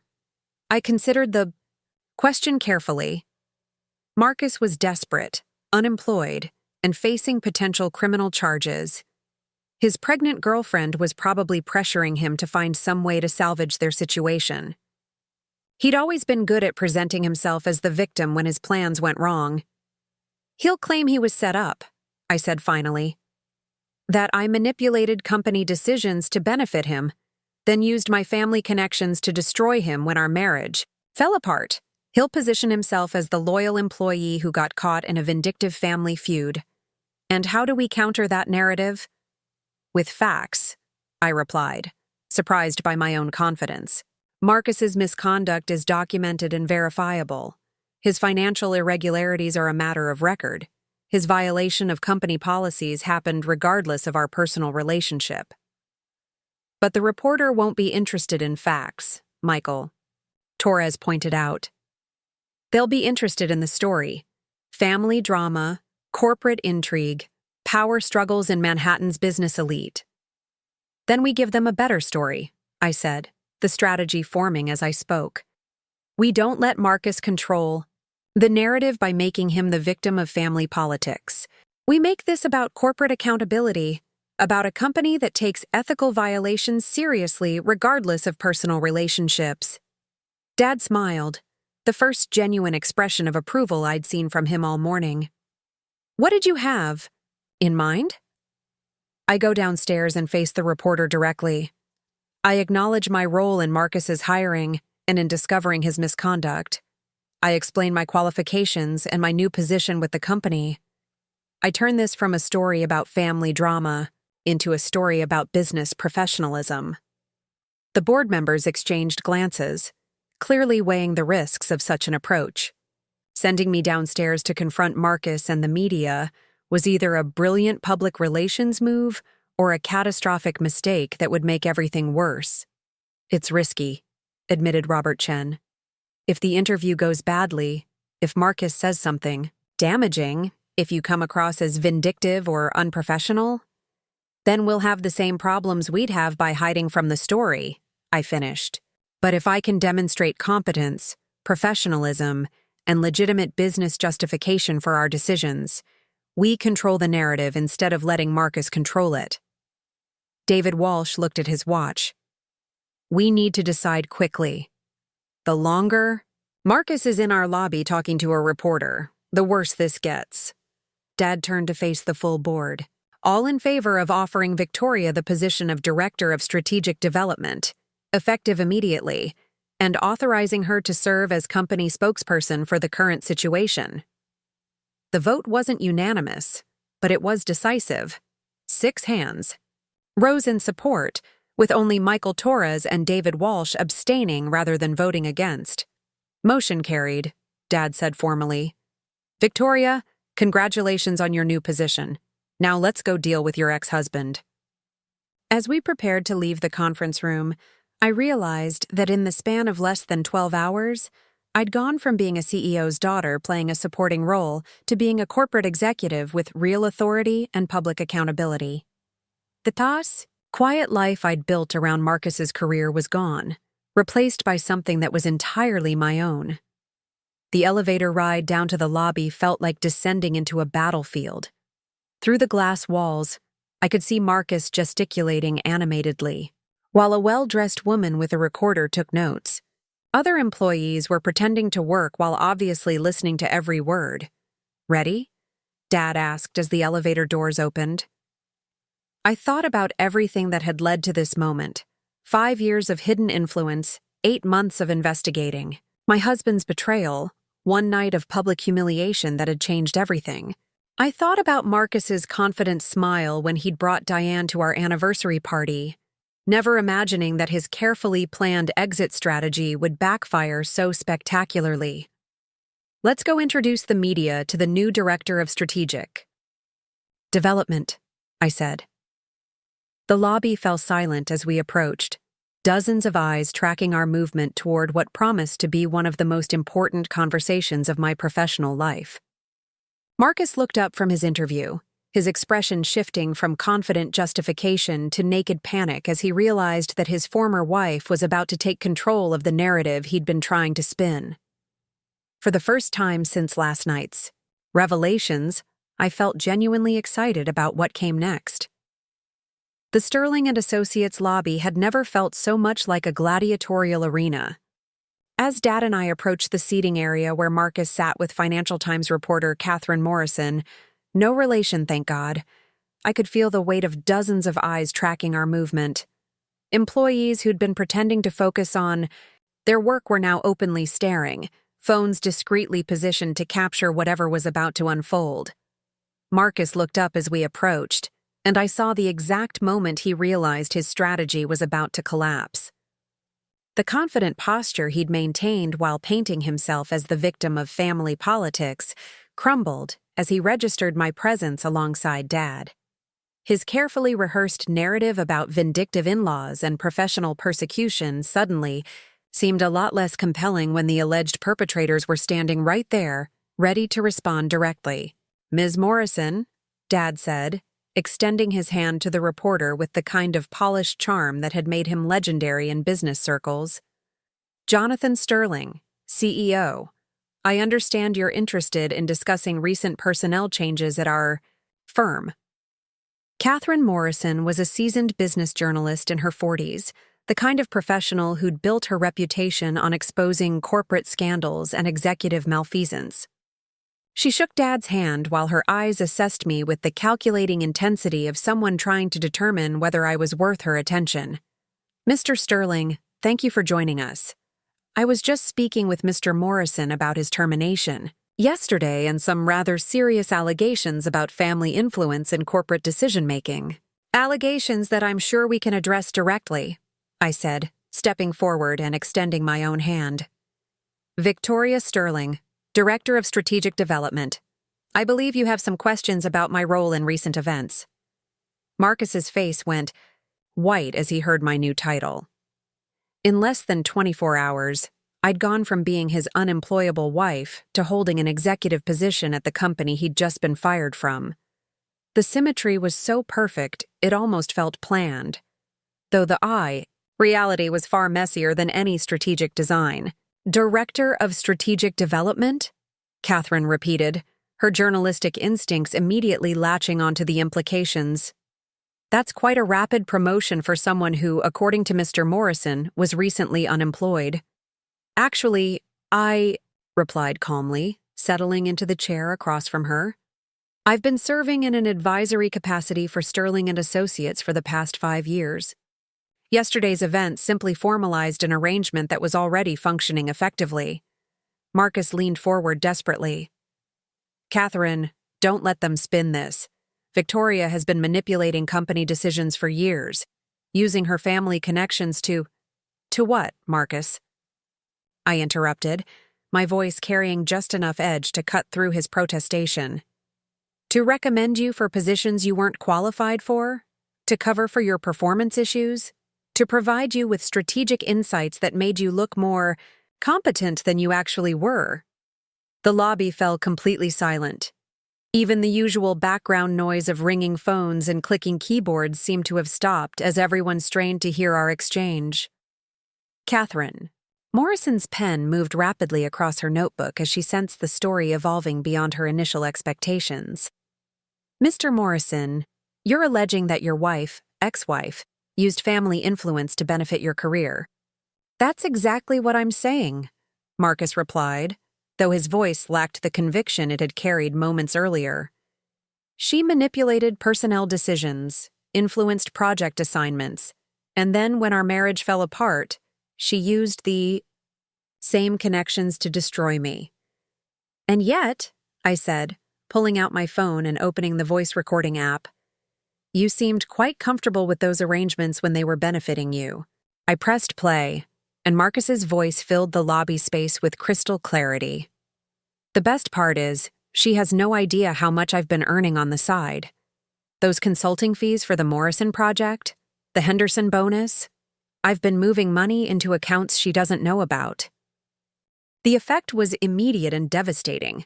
Marcus's face cycled through shock, panic, and then a kind of desperate fury as he realized I'd been recording his conversations for months.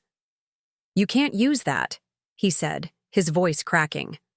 That's illegal. Surveillance. Actually, Dad interjected smoothly, New York is a one-party consent state for recording conversations. If Victoria was a participant in the conversation, the recording is perfectly legal.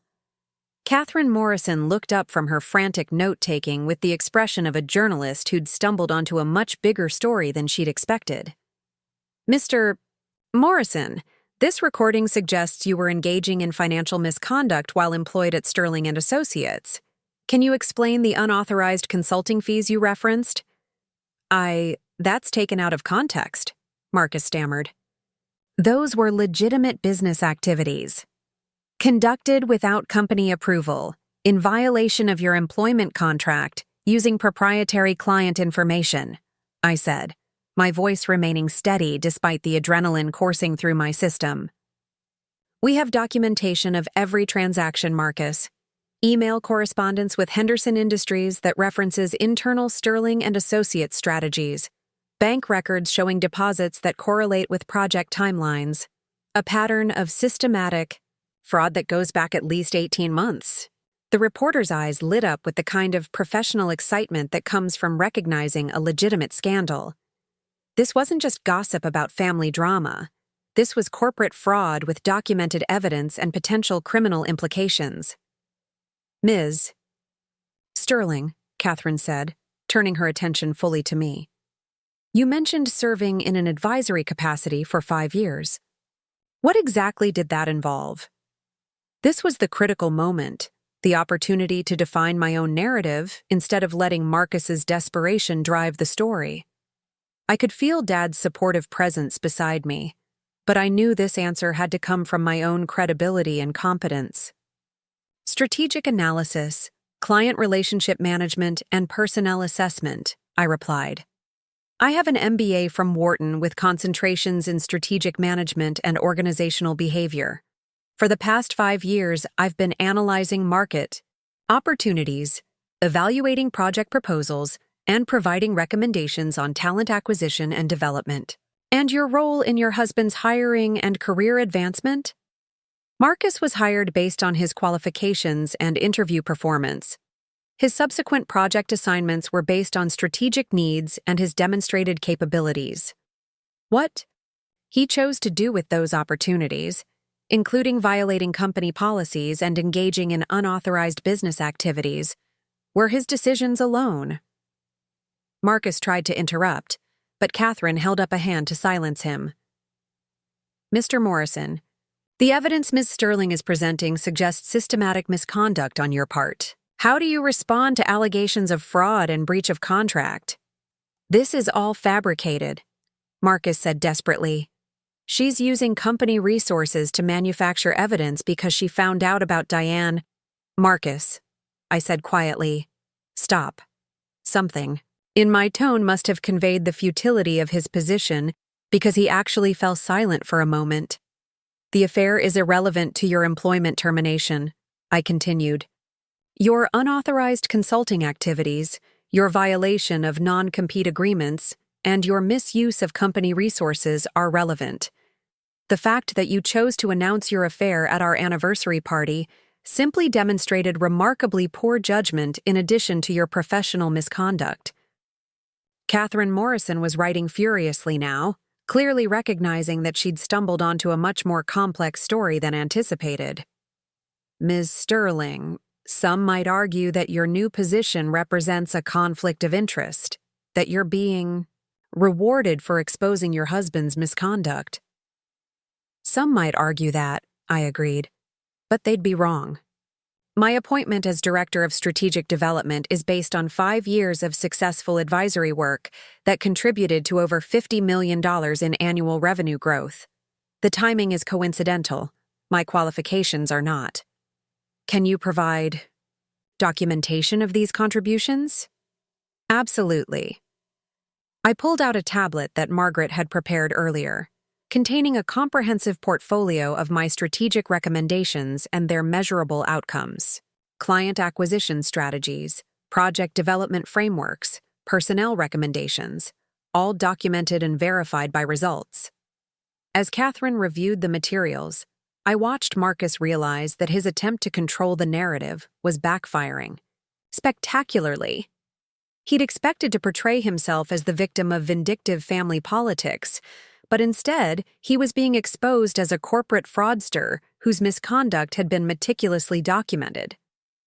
Mr. Morrison, Catherine said, looking up from the tablet, given this evidence of financial irregularities, are you concerned about potential criminal charges? The question hung in the air like a sword. Marcus's face went ashen as he finally grasped the full scope of his legal exposure. He'd been so focused on managing the public relations aspect of his termination that he'd apparently not fully considered the criminal implications of his actions. I think, Dad said smoothly, that any further discussion of Mr. Morrison's legal situation should probably involve his attorney. It was a polite way of ending the interview before Marcus could say something that would make his situation even worse.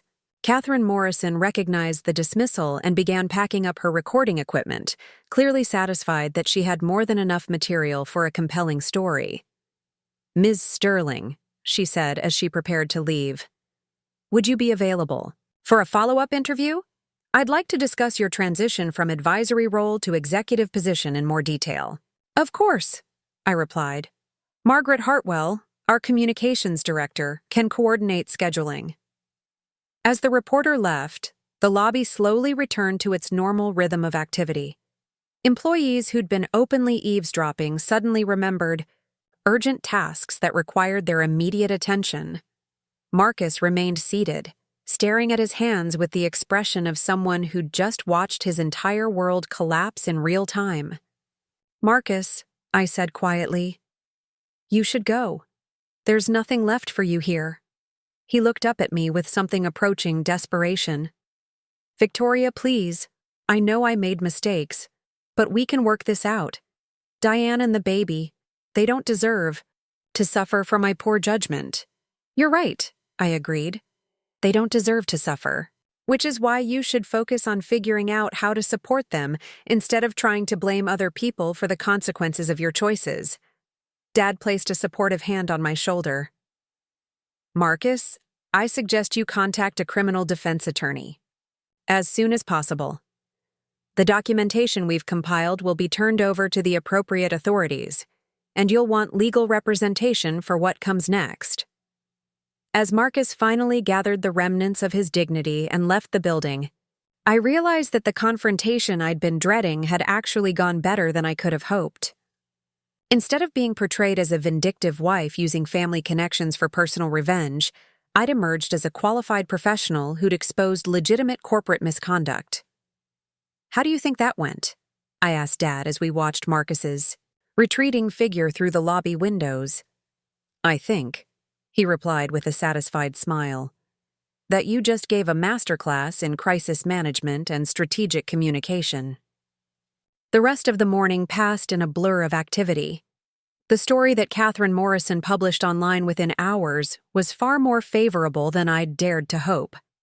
Rather than focusing on family drama and personal revenge, she'd framed it as a story about corporate accountability and the importance of proper oversight in family businesses.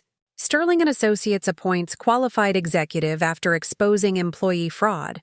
Read much better than CEO's daughter fires cheating husband would have.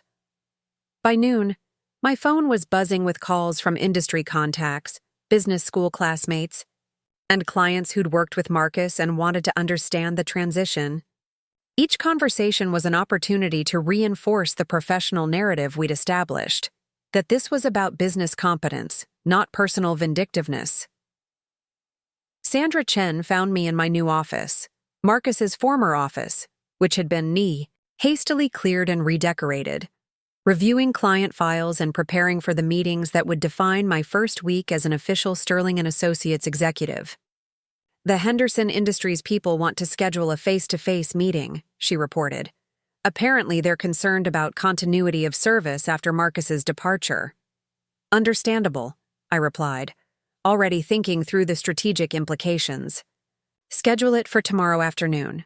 I want time to review their complete file and prepare a comprehensive transition plan." "And the Morrison project?" "Transfer it to David Kim. He's been shadowing that account for months and understands their technical requirements better than Marcus ever did." Sandra smiled. "You know, it's interesting watching you work. Marcus always made these decisions. Seems so complicated, like he was the only one who could possibly understand the strategic implications." Marcus was good at making himself seem indispensable, I agreed. But most of the strategic thinking was already being done behind the scenes. He just didn't realize it. My computer chimed with an email from the company's HR director, requesting a meeting to discuss my new role's responsibilities, reporting structure, and long-term objectives. The business of transitioning from unofficial advisor to official executive was going to require careful navigation of corporate politics and professional relationships. But as I looked out the window of my new office, with its view of the Manhattan skyline and its tangible evidence of my own professional capability, I realized that for the first time in years, I was excited about the future. The careful facade I'd maintained as Marcus's supportive wife was gone, replaced by something authentic and entirely my own. My phone buzzed with a text from an unknown number. Saw the Financial Times article. "Congratulations on the new position. You always were smarter than he gave you credit for." I smiled, recognizing the number as belonging to Jennifer Walsh, one of Marcus's former colleagues who'd quietly supported me through several difficult company events over the years. The message was a reminder that I wasn't the only one who'd been watching Marcus's behavior with growing concern. Another text followed. If you need any background on the Henderson account dynamics, happy to share what I observed working with Marcus. Some of his client relationships were complicated. The implication was clear. There were probably more irregularities to uncover, more cleanup work required to restore client confidence and professional standards. But instead of feeling overwhelmed by the scope of the challenge, I found myself energized by the opportunity to fix what Marcus had broken. Dad appeared in my doorway with Margaret Hartwell, both carrying the kind of thick folders that indicated serious strategic planning. "How's your first day as Director of Strategic Development going?" he asked. "Busy," I replied. "But good. Really good, actually." "Excellent, because we have about 6 months' worth of work to accomplish in the next 6 weeks, if we're going to fully repair the damage Marcus caused and position you for long-term success." I looked at the folders they were carrying, knowing they contained client analyses, competitive assessments, and strategic recommendations that would define my professional future. 6 months ago, I'd been a CEO's daughter playing a supporting role in her husband's career. Today, I was an executive in my own right, with real authority and genuine responsibility for the company's success. "Let's get started," I said. The afternoon that followed was unlike anything I'd experienced in my 5 years of unofficial advisory work. Instead of providing input on other people's decisions, I was making decisions. Instead of watching other people implement my strategies, I was taking direct responsibility for outcomes. It was terrifying and exhilarating and absolutely perfect. By the time the sun set over Manhattan, I'd conducted 3 client calls, reviewed 2 major proposal documents, and approved a restructuring plan that would redistribute Marcus's former responsibilities among more qualified team members. Each decision was mine to make, each outcome my responsibility to own. As I prepared to leave the office, my office, I realized that Marcus's betrayal had inadvertently given me the greatest gift possible: the opportunity to stop hiding behind someone else's expectations and finally become who I was meant to be. The woman walking out of Sterling & Associates that evening was fundamentally different from the one who'd arrived that morning. She was confident where the other had been careful, decisive where the other had been deferential, and finally, authentically herself. Tomorrow would bring new challenges, new opportunities to prove my competence, and new chances to demonstrate that my appointment was based on merit rather than family connection. But tonight, for the first time in years, I was genuinely excited about what came next. After all, the best revenge isn't just destroying what someone took from you, it's building something better in its place. The Manhattan Business Journal's 40 Under 40 reception was being held at the same hotel where Marcus and I had celebrated our 3rd anniversary 2 years ago. As I adjusted my navy Armani suit in the elevator mirror, purchased with my own salary as Director of Strategic Development, I couldn't help but appreciate the irony. The last time I'd been in this building, I'd been playing the role of supportive corporate wife. Tonight, I was here in my own right, being honored for my contributions to Sterling & Associates' record-breaking quarter. 6 months had transformed everything. The woman who'd once hidden her MBA behind modest smiles and self-deprecating comments about being just the CEO's daughter was gone, replaced by someone who'd earned her recognition through measurable results and professional competence. "Victoria!" Sandra Chen appeared at my elbow as I entered the reception, her smile genuine and warm. "Congratulations again. The journal article was fantastic. They really captured how much you've accomplished since January."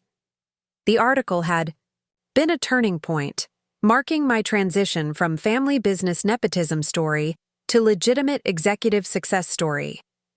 Sterling & Associates Director transforms crisis into growth opportunity had run with a photo of me presenting our Q2 results. To the board, my confidence evident in every line of my posture. "Thanks to you," I replied, accepting a glass of champagne from a passing waiter. Your recommendation for the Chen Industries account was brilliant. 40 million in new revenue speaks for itself. Sandra's promotion to senior vice president had been one of my first major personnel decisions, and the results had validated my judgment completely. Marcus's old boys club approach to advancement had been replaced by a merit-based system that was finally recognizing talent regardless of gender or personal connections. Victoria Sterling! A familiar voice cut through the cocktail party noise, and I turned to see Catherine Morrison, the Financial Times reporter who'd covered Marcus's termination. I was hoping you'd be here tonight. I'm working on a follow-up piece about corporate transformation and accountability. Do you have a moment? Of course, I replied, gesturing toward a quieter corner of the reception area.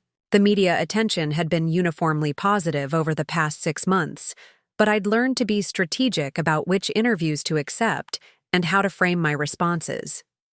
6 months ago, you were thrust into a very public spotlight during a personal crisis, Catherine began, her recorder discreet but visible. How has that experience shaped your approach to leadership?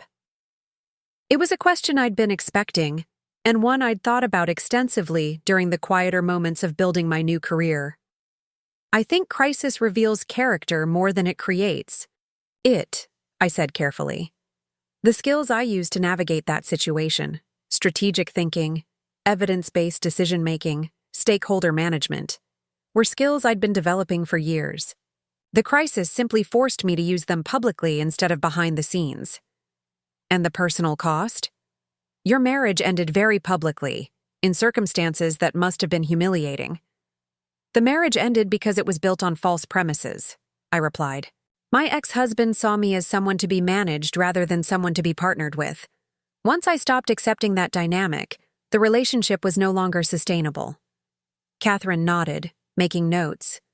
Your ex-husband, Marcus Morrison, has been notably absent from the business community since his termination. Any idea what he's doing now? I did know, actually. My private investigator, the same one who'd helped document Marcus's misconduct, had provided periodic updates on his situation. The information was more tragic than satisfying. I believe he's working in retail sales in New Jersey, I said, neutrally. He and his girlfriend had their baby in March. I wish them well. What I didn't mention was that Marcus's descent had been swift and comprehensive. The criminal charges for embezzlement had been dropped in exchange for full restitution of stolen funds, but the civil penalties had wiped out his savings. No major consulting firm would hire him after the scandal, and his professional reputation was so damaged that even mid-level positions were closed to him. Diane had left him when their son was 2 months old, unable to cope with the financial stress and social ostracism that came with being associated with corporate fraud. Marcus was now living in a studio apartment in Newark, working at an electronics store, and seeing his child every other weekend under a custody arrangement that required him to pay support he could barely afford. It was exactly the kind of complete destruction that I'd fantasized about during the worst moments of discovering his betrayal, but actually witnessing it had taught me something unexpected about the nature of revenge. The business community seems to have embraced your transition remarkably quickly, Catherine continued. Some might have expected more skepticism about a family member joining the firm under such circumstances. Results speak louder than circumstances, I replied. Sterling and Associates has had its most profitable 6 months in company history. Client satisfaction scores are at record highs. Employee retention has improved dramatically. Whether I'm the CEO's daughter or not becomes irrelevant when the performance metrics are that clear. It was true. The cleanup work after Marcus's departure had revealed the extent to which his management style had been damaging client relationships and employee morale. His replacement with competent, collaborative leadership had unleashed productivity and innovation that had surprised even Dad. Any plans for further advancement? There are rumors about potential changes in the company's leadership structure. This was the question I'd been hoping she'd ask. Dad had been discussing succession planning with the board for months, and my role in the company's recent success had positioned me as a serious candidate for eventual CEO succession. I'm focused on continuing to deliver results in my current role, I said diplomatically. But yes, I have long-term ambitions for increased responsibility and leadership opportunities. As Catherine wrapped up the interview, I noticed a familiar figure across the room.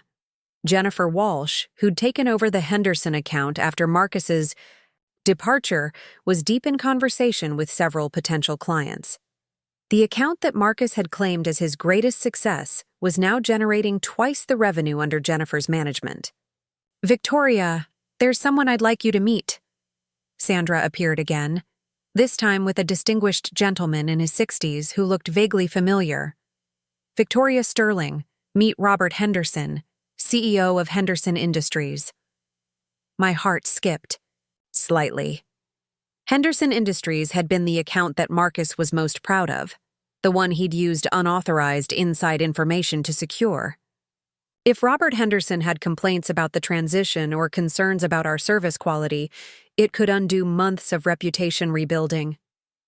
"Ms. Sterling," Robert Henderson said, extending his hand with a warm smile, "I've been looking forward to meeting you properly. Jennifer Walsh has told me quite a bit about your strategic input on our account." "I hope it's been positive," I replied, accepting his handshake while trying to read his expression.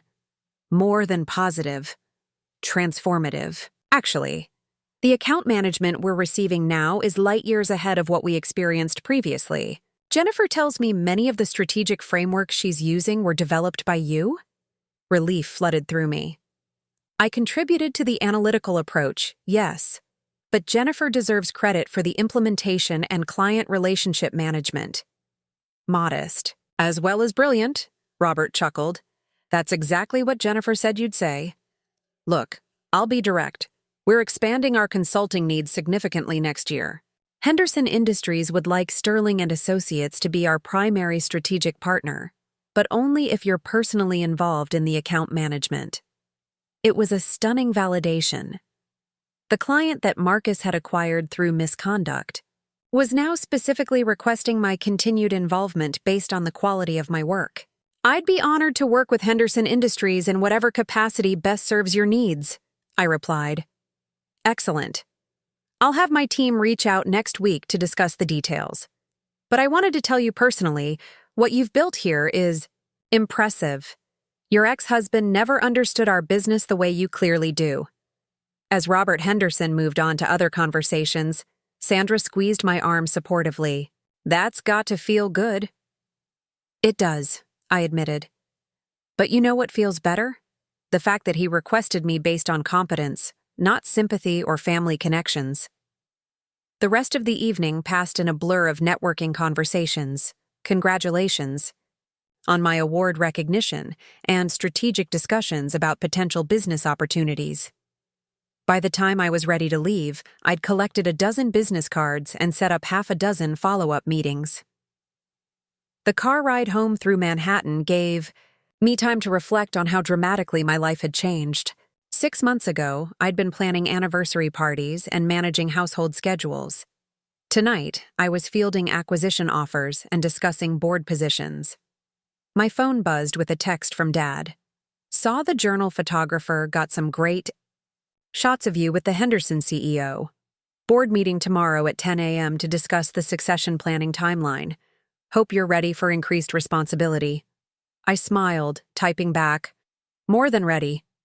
As we pulled up to my house, the same house Marcus had thought was partially his, now entirely mine and decorated to reflect my actual preferences rather than our supposed shared taste, I realized that the woman getting out of the car was someone I genuinely liked. For years, I'd been playing a role designed to make other people comfortable. The supportive wife, the deferential daughter, the modest advisor who never claimed credit for her contributions. That performance had been so complete that I'd almost forgotten who I actually was underneath it. The real Victoria Sterling was strategic but not manipulative, confident but not arrogant, ambitious but not ruthless. She was someone who could be trusted with real responsibility because she understood the difference between power and authority, between revenge and justice. Inside the house, I poured myself a glass of wine, a bottle from the collection Marcus had thought he'd contributed to, bought entirely with my money, and settled into my study to review the materials Dad had sent for tomorrow's board meeting. The succession planning documents outlined a 5-year timeline for my potential advancement to senior executive positions, culminating in consideration for CEO when Dad eventually retired. It was a faster track than traditional corporate advancement, but it was based on demonstrated performance rather than family favoritism. My computer chimed with an email from Marcus. For a moment, I stared at the sender line, surprised that he was attempting contact after months of silence. The subject line read, "Congratulations." Against my better judgment, I opened it. "Victoria, I saw the Business Journal article about your award. Congratulations on your success. I know I have no right to ask, but I wanted you to know that I'm genuinely happy for you. You deserve the recognition for everything you've accomplished. I also wanted to apologize, properly this time, for how I handled our marriage and my departure from Sterling and Associates. I was selfish, dishonest, and cruel. And I took advantage of your generosity and trust in ways that I'm only now beginning to understand. I'm not writing to ask for forgiveness or to try to justify my actions. I'm writing because I finally understand what I lost and what I threw away, and I wanted you to know that the fault was entirely mine. You were always the better person, the smarter strategist, and the stronger leader. I was too insecure to admit it then, and too proud to step back and let you shine. Watching you succeed now, I realize that you were never the problem in our marriage. I was. I hope you continue to achieve everything you've worked for. You've earned it. Marcus P.S. Thank you for not pursuing the criminal charges. I know you had every right to, and your restraint allowed me to focus on being a father to my son instead of dealing with legal consequences. It was more mercy than I deserved. I read the email twice, then closed it without responding. There was nothing to say that would change the past, and nothing Marcus could offer that would improve my future. His apology was probably genuine, but it was also irrelevant to the life I'd built since his departure. The Marcus who'd brought his pregnant girlfriend to our anniversary party, who'd planned to take half my assets in a divorce, who'd mocked my supposed unemployment while benefiting from my strategic input. That person had inadvertently given me the greatest gift possible. He'd forced me to stop hiding. 6 months later, I was exactly where I belonged, in charge of my own life, responsible for my own success, and finally, authentically myself. The next morning's board meeting was unlike any I'd experienced during my years as an unofficial advisor. Instead of providing input from the sidelines, I was presenting strategic recommendations and fielding questions about my vision for the company's future. The Henderson expansion represents more than just increased revenue, I explained to the assembled board members. It's validation of our new approach to client relationship management and evidence that we've successfully moved beyond the previous management's limitations. Robert Chen nodded approvingly. The cultural transformation has been remarkable. Employee satisfaction scores, client retention rates, revenue growth, every metric is trending positively. Which brings us to the succession question, Dad said, leaning forward slightly. Victoria, the board has been impressed with your performance over the past 6 months. We'd like to accelerate the timeline for your advancement to senior leadership. My heart raced, but I kept my expression professionally neutral. What did you have in mind? Senior Vice President of Strategic Development, effective immediately. Executive Vice President within 18 months if current performance trends continue. Consideration for CEO succession within 5 years. It was more than I'd dared to hope for, faster than traditional advancement, and entirely based on measurable results rather than family connection. I'm honored by the board's confidence, I replied carefully. And I accept the challenges and responsibilities that come with increased leadership authority. The formal vote was unanimous. As I signed the documents that would make my promotion official, I realized that the quiet girl who'd once hidden her MBA behind self-deprecating jokes was gone forever, replaced by an executive who'd earned her position through competence, strategy, and the ability to turn crisis into opportunity. That evening, I hosted a small celebration dinner at my house for the team that had made the transition possible. Sandra, Jennifer, David Kim from our West Coast office, and several other colleagues who'd stepped up during the challenging months after Marcus's departure. 2 successful transitions, Sandra proposed, raising her wine glass in a toast. To finally getting credit for the work we've actually been doing, Jennifer added with a laugh. To proving that the best revenge is success, I said, thinking about Marcus's email and the life he'd chosen versus the life I'd built, as my guests mingled and celebrated. I stepped out onto the terrace overlooking the garden Marcus had never bothered to appreciate. The space had been redesigned over the past 6 months to reflect my actual preferences. Elegant, but not ostentatious. Functional, but beautiful. Entirely my own. My phone buzzed with a text from an unknown number. Saw the promotion announcement in the Times. Couldn't be happier for you. You always deserved better than you got. D. It took me a moment to realize the message was from Diane, Marcus's ex-girlfriend and the mother of his child. I stared at the text, surprised by the contact and touched by the sentiment.